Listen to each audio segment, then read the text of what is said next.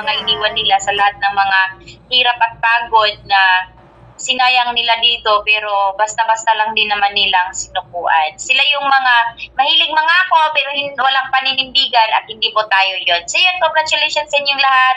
I love you all. Happy 33rd Mansari. Mag-enjoy lang kayo, and huwag niyo muna isipin yung mga problema, dahil ang problema hindi nawawala yan.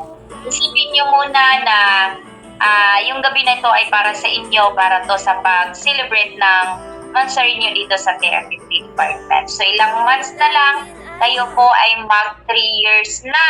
So enjoy lang, and huwag po kalimutan na magdasal po tayo palagi para meron tayong guide at meron tayong basbas i-guide kung ano yung gagawin natin. Bibigyan tayo ng magandang idea pagdating dito sa TFP family. So yan lang, congratulations and God bless.